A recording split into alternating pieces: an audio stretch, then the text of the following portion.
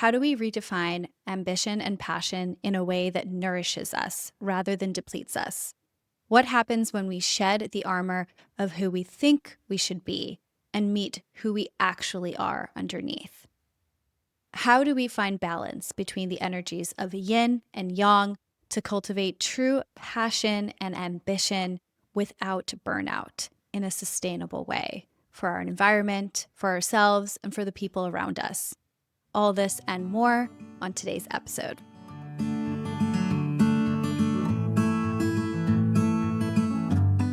Hello, and welcome back to The Other Way, the place where we explore paths less taken in work, life, spirituality, and well being. I'm your host, Kasha. Today, I am joined by HeatherAsh Amara, author of 9 books, including the bestselling and my favorite, Warrior Goddess Training, and her latest, Wild, Willing, and Wise. HeatherAsh's work, gently yet powerfully, guides us from self-judgment to self-intimacy, from victimhood to vulnerability, and into deeper steadfastness and presence. In this conversation, we talk about ambition, presence, and finding balance between our yin and yang energies, or as HeatherAsh defines them, our goddess and warrior energy.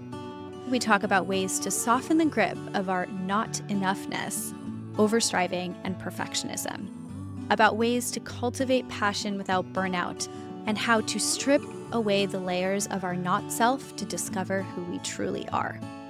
I hope this conversation invites you, as it did me, to consider, what if the way back to power isn't about striving harder, but about remembering who you are beneath the armor? Let's dive in. HeatherAsh, welcome to The Other Way. Thanks so much, Kasha. I'm so happy to be here with you and everyone. I am so excited to get to chat with you. I absolutely love your book, by the way. Like, I was introduced to the Warrior Goddess years ago, and to get to chat with you today is just truly such an honor. So thank you. You're so welcome. We have a lot packed into today's episode. We'll see where it takes us. But I just want to start with a question that I ask every guest, which is, what are 3 words that you would use to describe yourself? Mm. Creative, adventurous, and loving. Mm. Mm. I love that. And those words definitely align with a lot of your journey. As I mentioned, I've been a fan for many years. This whole concept of the warrior goddess and the encouragement of women to come back to their cyclical selves, to shed what isn't theirs. This is something that you have really been ahead of your time with. I'm seeing some of the bubbling of that mentality changing, where women are really encouraged to lean into their true authentic selves. Before we dive into some of the topics that you cover in your books and some of the messaging that you put out there, I'd love for you to share your story with the audience. What drew you into this path of spiritual inquiry and what I would really love to call women's empowerment? It really started with a women's studies course that I took in college. And there's more background to this, but I'll just start there. And there was such energy and awakening around women's issues and recognizing that many of the things that I thought were mine personally, places that I was struggling in my life, were actually a larger issue that we as women were navigating. And my best friend Autumn and I decided that we wanted to study as much as we could about what was this thing about goddesses and earth-based spirituality and pre-Christian connection. And so we went to the library and checked out every book we could find. And we literally staggered home. We both lived on campus in a co-op housing and spent the summer reading to each other and just having this sense of coming home was really what it was this longing I'd had in my being to belong, to connect to something sacred, which I didn't even have language for. Suddenly I realized was a thing. And I was 21 at that time. And Autumn and I decided that we were going to just share what we were learning. And there's something at where I went to college, UC Davis, they had called teach-ins, which was students teaching each other. And I was really shy. And the we thought maybe 5, 10 people would show up, and then we would just chat about what we were exploring. 60 women showed up. And Autumn looks at me and says, "I'll take 30 if you take 30." And that was the beginning, really, of my sharing, which is what it feels like now. Like I'm really blessed to get to teach and travel, but it really is sharing what I love. You mentioned that there's this feeling of coming home around some of the material that you cover. I definitely resonate with that because I felt that when I was reading your book. There is also something very countercultural about some of the topics that you cover and what you are encouraging women to really lean into. It, in many ways, goes against the common narrative to come home to ourselves in that way, to really accept and embody who we are as women, to lean into some of those spaces that perhaps might feel shameful that we've rejected, to shed some of those narratives. When you published your book and probably when you started teaching some of this material, that was not something that was largely accepted. And so I'm curious, what helped you find the courage? Was there a moment where it really clicked for you? What really inspired you to put yourself out there and cover content that is, even to this day, quite controversial? I would say one of the tipping points was I was a writer, and so that's where I used my voice, and I was a journalist, and so I was used to controversy. I was a social activist, I was used to speaking up and using my voice. But what shifted of moving from kind of that political world to really focusing on women was writing an article, which felt very vulnerable at the time because it was very controversial in a way, and like just not something that we talked about of the moon, the seasons, the cycles, coming back home to being in relationship to the earth. And I published that article, and a woman came into the office where I worked at an alternative college, and she walks in and she says, "I just read this article. It completely changed my life. I have to find the author." And I was like, "Hi, that's me." And she said, "Do you teach?" And I went, "No, I do no." And she's, "You must." And so there was this live human that had been so impacted by an article that really begged me basically to teach her. And so I then took the risk and decided to start offering it was a 13-week class for $13. I think it was That's a deal. 19 yeah, it was a deal. I think it was 1989? That's 35 years of teaching this. I was born a year before that. Yeah. Do you feel like we've made progress as a society, as women, seeing where we are at now in terms of coming back to our cycles, coming back to honoring our bodies, coming back to really communing with the earth? What is your perspective on that? Because Mm. 35 years of teaching some of these concepts and still speaking to them, where do you feel like we are as a society? It's a little heartbreaking, honestly, because here's where I feel like we are. We have definitely made huge advances of women choosing what job they wanna be, choosing who they wanna partner with, if they wanna get married or not. There's a lot more external freedom that we have as women in some areas. Yet, what I've noticed is that because we have more external freedom, a lot of women have shame and have self-deprecation and have internal blame because they think something's wrong with them. They don't understand that they're still part of a patriarchal system that is not really supportive of women. And so what I've seen is this gap of the understanding of women that, in the United States was 120 years ago, which is not that many generations ago, that women didn't have the right to vote, couldn't own property, couldn't have credit cards or credit. That's not many generations ago.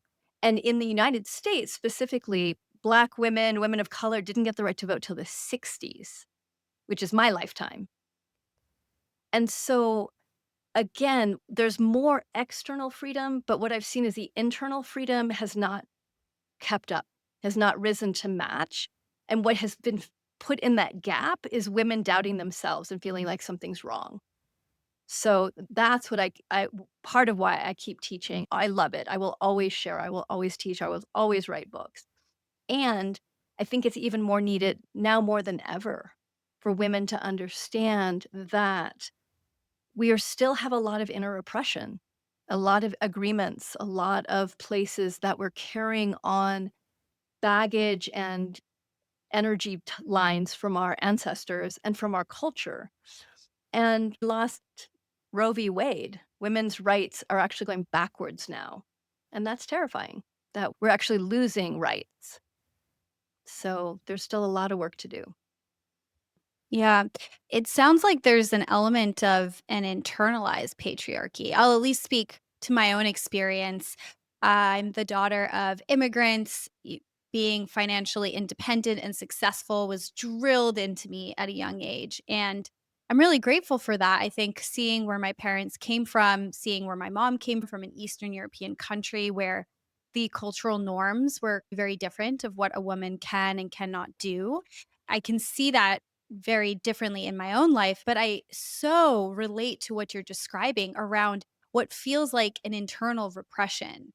And I might even go as far as saying that although the external freedoms, quote unquote, are there, they still feel molded into a patriarchal way of operating. Like women can and many do go off into the workplace and thrive and are successful.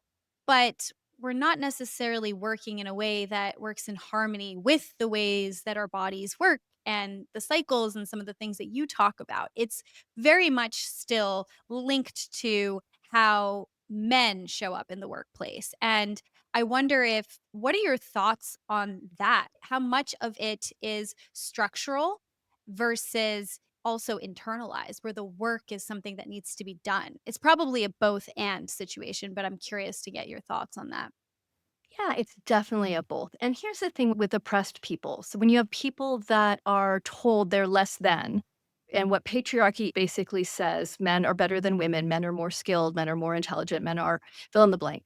So because of that, there is a what happens in power struggles is that the group that is repressed, in order to get in and get some power, acts like the group that's in power.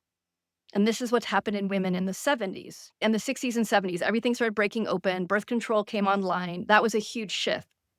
And then if you oh my gosh, please, if all of you, if you haven't watched any of the documentaries about Ruth Bader Ginsburg, you'll get to see because we forget, you'll get to see what was happening in the 70s and like how far we've come since then. So, women then become like men. Men are in power. Women start wearing suits, they start showing up, they start becoming more masculine in that way. And I call that warrior, excess warrior, driven, focused, I will succeed here. But open doors, it was really important. And now we're in a place where women and men, I think all genders are like, this is not working. This does not work. And but we haven't found the new way yet. We're building it as we go along. And this is why it's so important, I believe, to empower women because women then coming back into relationship with their bodies, with the cycles, with their own compassion and self love can then rebuild the systems. And it's starting. We're in the process of it, but it's messy. And there's repercussions, we can say. So again, a group starts to get more powerful. The group that was in power then is like, nope, this can't happen. We have to stay in power. So there's these power struggles that we're in the midst of right now. So it's a very creative, fertile time because there is this desire for all of us to do it in a different way, but we don't know how quite yet. And that's what I'm excited about. That's what I'm working with leaders around right now, especially women, to understand the difference between what I call conditional leadership, which is power over, force, control, make things happen, and unconditional, which is learning how to guide ourselves first, learn how to lead ourselves from compassion and love and fierceness and discipline and joy and impeccability.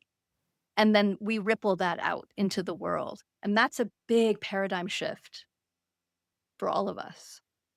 Oof, so much there. I love that you call it excess warrior because it makes me think about the yin and yang symbol, like the symbol of the masculine, feminine energies, also hot and cold, doing and rest. And when you have the excess of the yang energy, which is very warrior, it leads to things like burnout. A ton of sun and heat without rain leads to fire. The same happens in our bodies. And I think also in the greater collective, there's this imbalance that I think you're speaking to so beautifully. Do you have thoughts on what a more balanced system might look like? A system where we have more of that unconditional leadership as opposed to conditional leadership? Because you mentioned that we're redefining that. So, how do you think it could look? I feel like I'm workshopping that in my own business right now and that we're doing it beautifully. And what it looks like is that we all show up where we're at, and there's a place where we are all learning to not use judge and blame. So if something goes wrong within the business, the first question is, what happened? Let's explore. Let's get curious about it. And we all respond this way now because we've trained ourselves. And this includes me. So as a leader, I'll share a story that last year I was under a tremendous amount of stress, and I said something publicly. It was on a class or it was on a meeting to my right hand beloved person, Serena. And I said something, and that night I got an email from her at 3 a.m. And when I get an email at 3 a.m. from someone in the business, I'm like, something's wrong. And what she said, Serena was like, this is what you said. This is how I felt about it. This did not feel good. I want this to never happen again. Here's why. Let's talk tomorrow. And I read the email, and the old Heather Ash, from a place of judgment and like leadership power over, would have been like, I'm in the right because I'm the one in charge. Get over yourself, basically. Like you're taking it personally. I would have minimized. This is what we do in leadership positions when we're conditional is we minimize other people's reactions. We believe we have to always be right, that we can't show any flaws. But this version, yay, of more mature, having done a lot of work on myself and really explored what does it mean to be unconditional, I got quiet. I felt back into the conversation. I looked at myself. I was like, she's completely right. And I wrote and I said, I am so sorry. You're correct. I will not do that again. Let's debrief around it. And then I went to the people that were in that meeting and cleaned it up. And then this is something else, again, just to show how things could be different. I got quiet and I said, what's needed here? What's needed in the business? What's needed for me? How do we reset? Because I don't want to go down this old pathway. And this old pathway is really easy to go down of blame and shame, and especially when your business is struggling. And so what I did is I wrote my team and I said, everybody's taking a week off. I'm giving you all a bonus. Go rest and buy something you wouldn't buy yourself. And let's have a meeting in a week, me included. And it just reset the company in such a beautiful way. I didn't have a this is the right thing to do. I was like, there needs to be a course correction that's out of love. Again, not all businesses can do this. We had the spaciousness to be able to do this, or I made it. But the difference between we have to force through and make this happen, and let's slow down and talk to each other and get creative and also have spaciousness for each other to be stressed, but also for each of us to take responsibility and clean up where we've created harm or where we have not been impeccable with our word, is another way to put it. That trust gets built in a really foundational way that we can then move forward from a new vision. Wow. Gosh, I wish so many leaders that I've worked with would be able to tap into some of that. First of all, I hear you reflecting so many deeply, and this is not like even gender feminine, but energetically feminine qualities of empathy, of the pausing, going inward, the reflective quality, as opposed to the reaction, immediate doing with a dominance as well in terms of I'm the person in power. And I think that there's something so powerful in the example you shared because you as a leader did your part to have that reflection, to react differently, to show that compassion, to take the feedback seriously, and to course correct and shift everyone into a better place, which is a very powerful thing to do as a leader. And also, it sounds like Serena played the role of what somebody can do to perhaps also bring those qualities out in somebody else in terms of firmly yet with respect sharing what went wrong. I love pointing that out because a lot of people might be listening to what you just shared and fixating only on what their leaders should be doing. But there's also a beautiful story here of what people who are not in leadership positions, women, men, anybody can do to be able to have some agency in the environment that they're co-creating. Absolutely, and that's such a huge point, Cassia, that Serena, for their part, got quiet and waited till their emotion like, they got themselves out of the emotional reaction so they could get super clear, "What do I need? What happened? What was" so that then the email, instead of it being blame or shame or reaction, was just very clean. So there is this dance, and again, I know many people may be listening to this going, "I could never write an email like that to my boss." Perhaps not, but perhaps we can start taking responsibility to clear out what is emotional reaction versus what's my job description? What's actually beneficial to the company and to myself? And there's a level of maturity that leaning into being more unconditional invites us. And as you shared, I see this as balanced goddess. So I tend to step out of the masculine feminine because there's many genders. There's also been a lot of the moment you hear masculine, you think about a male body, which that's not what it was intended. It was intended about these particular energies like yin and yang. And so balanced masculine is clarity, focus, commitment, dedication. And it can be out of balance of excess warrior, which we're in the middle of the times we're in, or deficient warrior, which is wishy washy, distracted. And then the same thing with that goddess energy. That goddess energy is when it's balanced, is all about creativity and intuition. And we're going here, but how do we all do this together? And how do we enjoy ourselves on the journey? And where I've seen, and this is something I've been working with a lot as well, is the goddess community that I was part of in the late 80s, early 90s. I've loved so fiercely. The teachers I had, I was so blessed.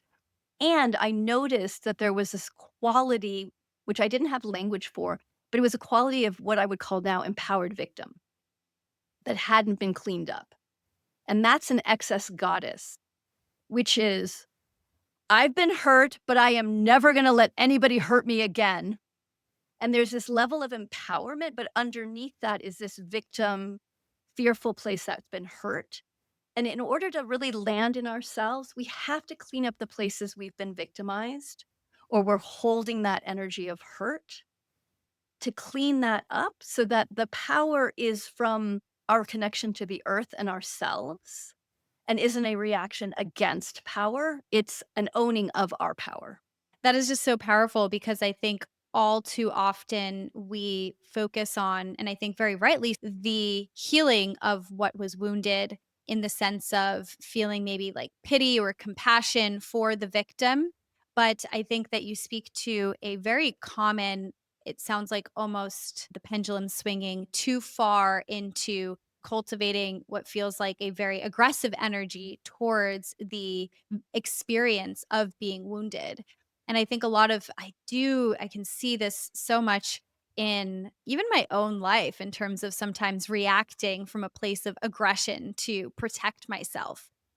What do you think women who might be recognizing some of these patterns, and maybe we can just quickly define them as well, because I know you spoke about some of them, but there's the deficient goddess, there's the excess goddess, and then also the deficient or excess warrior. Can you maybe speak to what each of those are in order for women to kind of women and men or any this is primarily a women's podcast. So Yeah. that's the audience, Yeah. but if we can see if we're relating to any of these archetypes and what are some of the signs of each? Yeah, absolutely. If we start with goddess energy, if we're deficient in goddess energy, we are often pleasers and caretaking and martyrs. So we think our role is we have to take care of everybody else. And when we're excess goddess, that's the empowered victim. We're leaning towards warrior, and that we want to find the balance. When we're balanced, we're able to pause. We are connected to our intuition. We're really creative when an obstacle arises.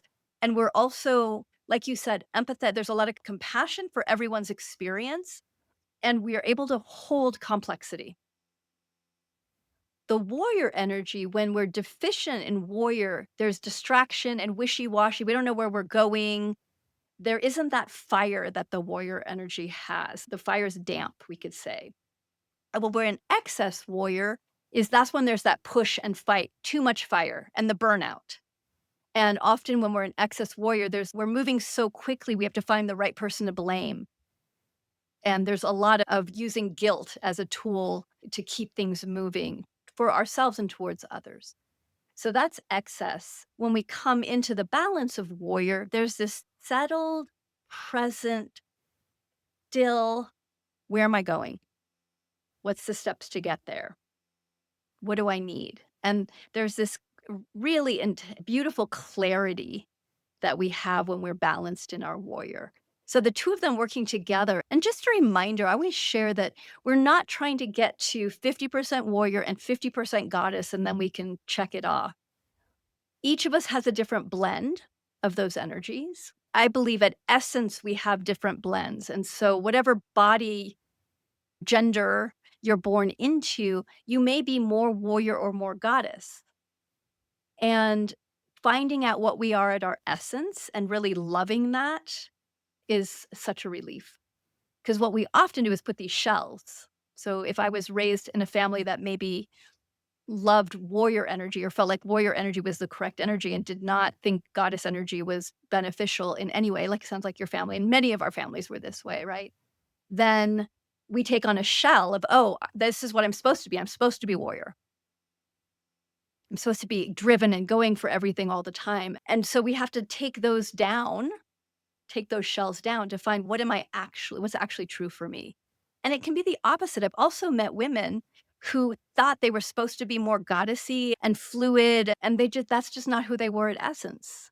So they were going against themselves to try and be who they thought they were supposed to be, especially sometimes when we start a spiritual path.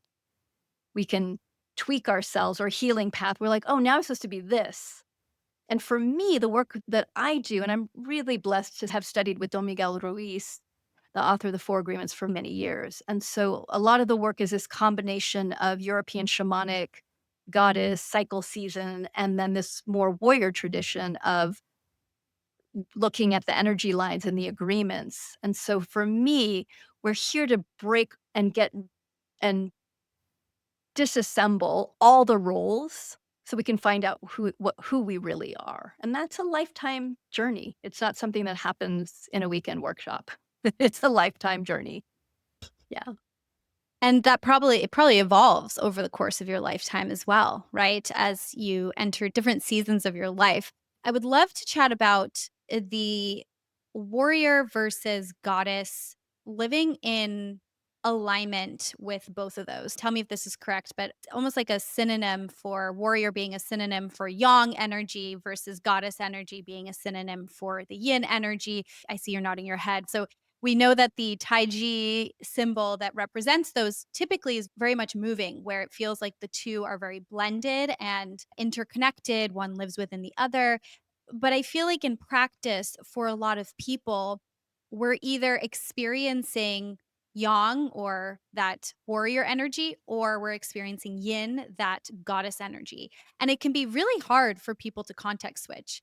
Speaking from my own experience, I find that sometimes I'm like swept into that warrior energy, and shifting into the goddess energy is quite hard. It almost feels like for a while, I felt as though I was living two different lives, like the version of myself that would go on a yoga retreat and the way I'd feel after having some rest was like a completely different personality than the version of me that was succeeding at work. And I know that I'm not alone in this experience. And I think This probably ties back to some of what we were talking about earlier, which is so much of what it means to be a warrior and what's respected in our lives is to be a warrior, that internalized judgment that we have towards ourselves.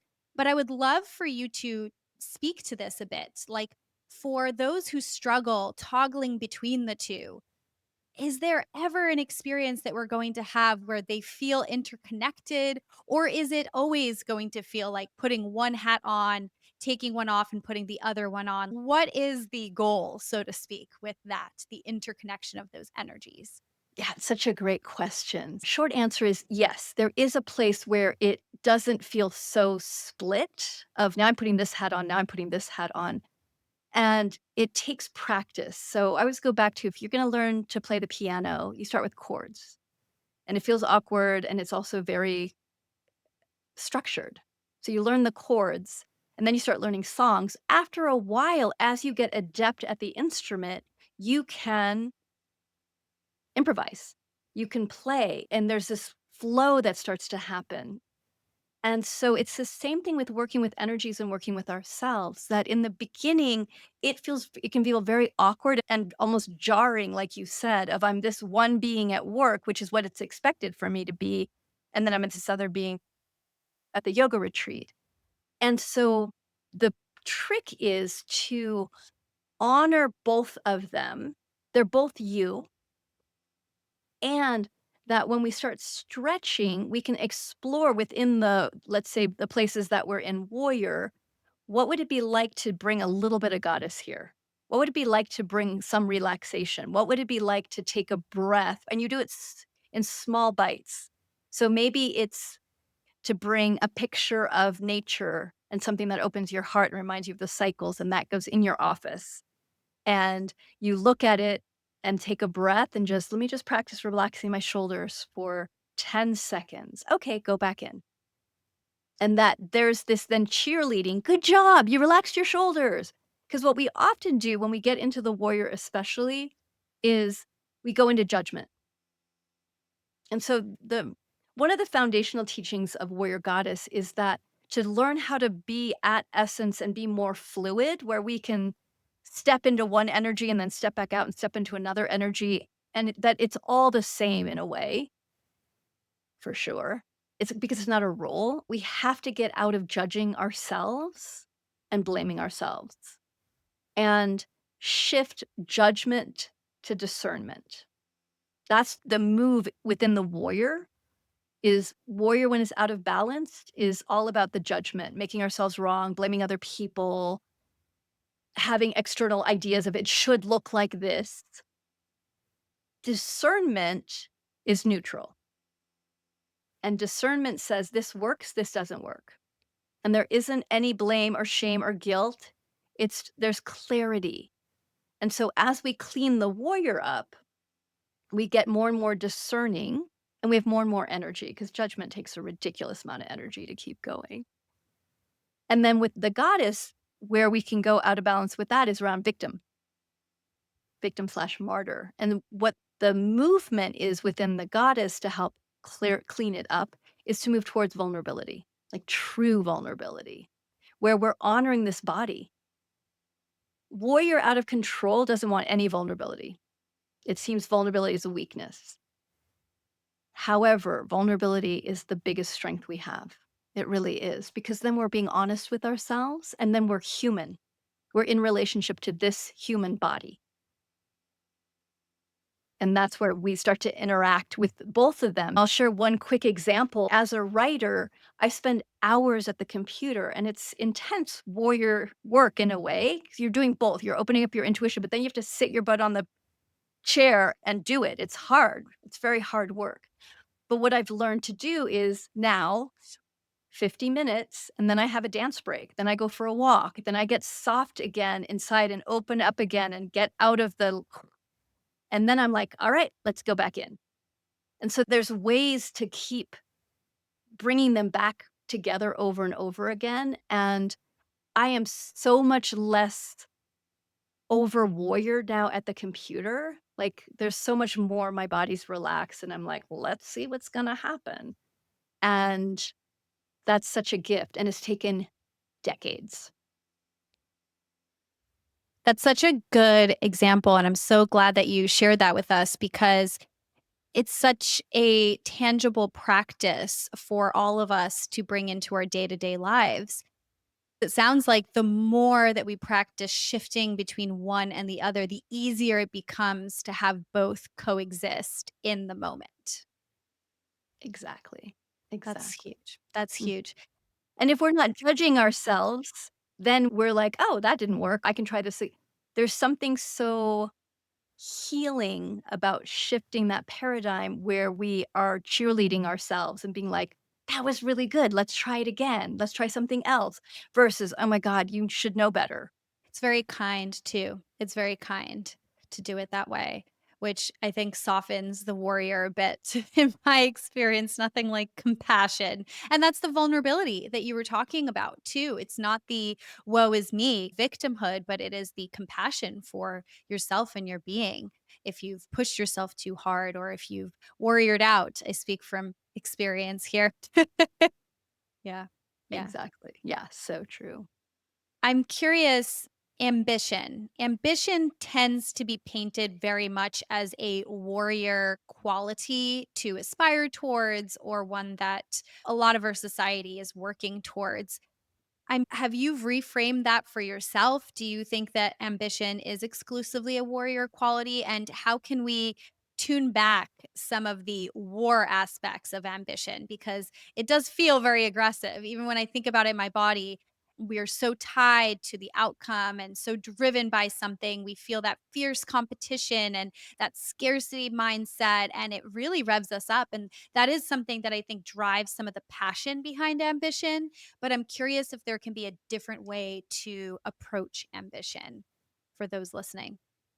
Absolutely. Because what can happen with something like ambition is that it's being driven by low self-worth and feeling like I have to prove myself. And if I prove myself, I will be loved, I will be okay, I will be valuable. And so when we are honest with ourselves and look at, is that true? Do I need to undo some of the layers? Because there's actually agreements around ambition of proving self or being seen as valuable. That what can be underneath it is just passion and joy and excitement. And this will be fun. Let's try it. So it's not that ambition is in itself is bad or negative, it just has been so compromised because it's been linked to other things, and then the judgment comes in, and then we beat ourselves up, and then we're comparing ourselves to other people we're like, "I should be more like them." So we're using people instead of to inspire us, we start using people against ourselves. Not much fun, speaking from experience. So what else could there be is just a passion and love to excel at something, to learn something, to bring our best self forward. That's fun. And that's an internal way that we're then playing with ourselves without attachment to the outcome. What we want to look at is what am I actually going for? What do I actually want? I'll give another example of this in like my own process. I wrote a book called Warrior Heart Practice in 2020, and I believe it's my best book. And I was so passionate about I want everybody to have this book. Like this is such an important book. And I wanted it to be on like all authors. I wanted it to be on the New York Times bestseller list. And I did all of this stuff to set myself up for it. And what ended up happening is the pandemic. And so that book just disappeared basically because it was launched January, pandemic happened March. And it was such a heartbreak in a way to and it still is in a way to be like, this book may never get out there the way I would hope it to be.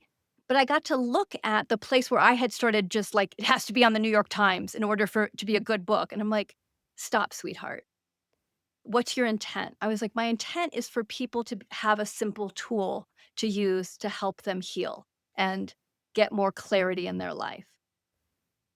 If one person reads that book, I've done the mission, period. And so there was this then rewiring of I gave the gift. It's not up to me what happens with the gift.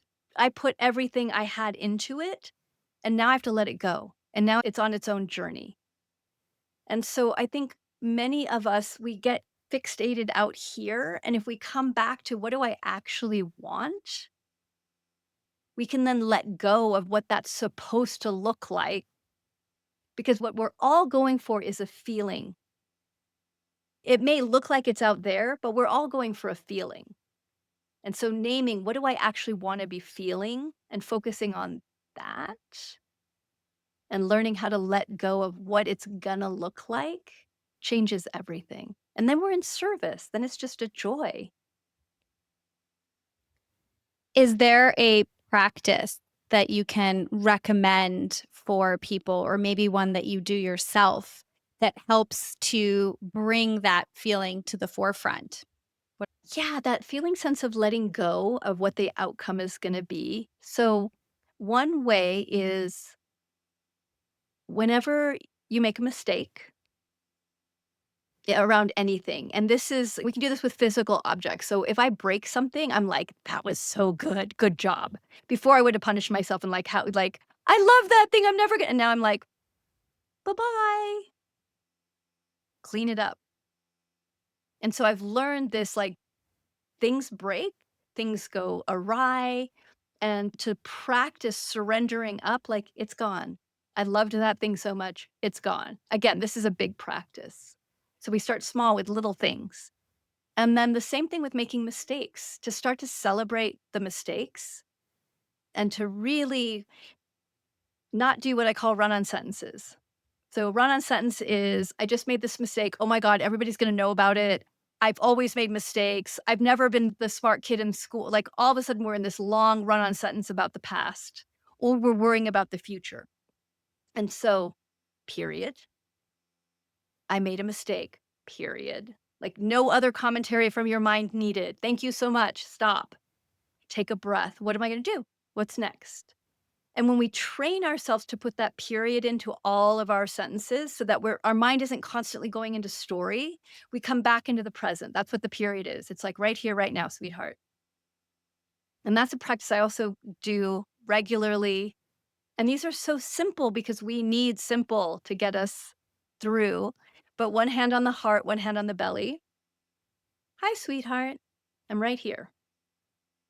What's next? And that's part of the period. Come back right here. And so as we do these simple practices, celebrate your mistakes, period. Do your best to come back to this moment. What do I do to clean this up? What am I going to learn? And showing up for yourself over and over again. What's the feeling sense that I'm going for? And then the third one is stop apologizing. So for women, this is such a virus that we all have, so many of us have, is like someone will stomp on our foot and we're like, "Oh, I'm sorry." So check in if that's true. If you find that you habitually apologize, even if you're just apologizing in your head, I tracked this in myself, and what I realized is I was apologizing for taking up space, and we have to stop doing that.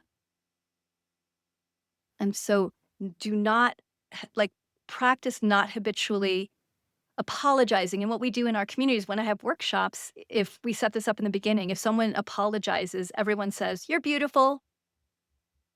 So instead of punishing or shaming, "You're beautiful. You don't need to apologize. Try it again." And what's so great about this is that it then allows us to apologize clearly when we actually have something to apologize for.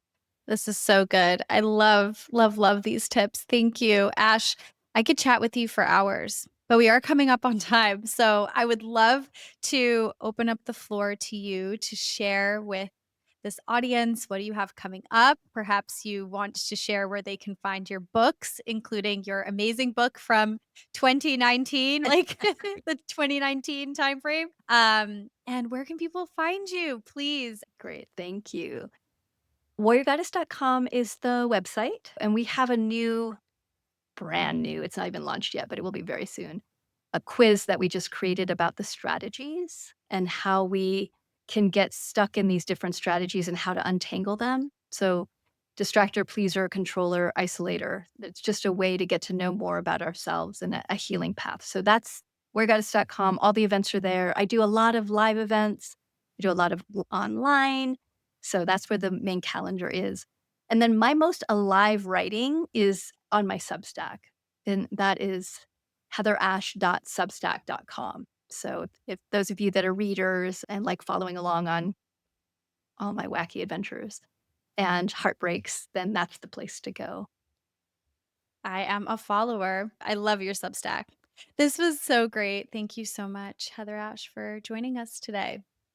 You're so welcome. Thank you so much for your great questions and your beautiful heart.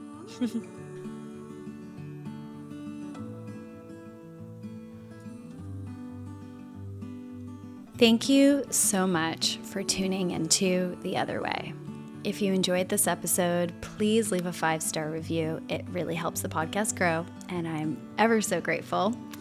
If you want to stay connected, you can find information on how in our show notes. And finally, if you're curious about inflow and want free resources around cyclical living or moon cycles, check out inflowplanner.com. And of course, for all my listeners, you can use the code podcast10 for 10% off any purchase. All right, that's all for today. See you next time.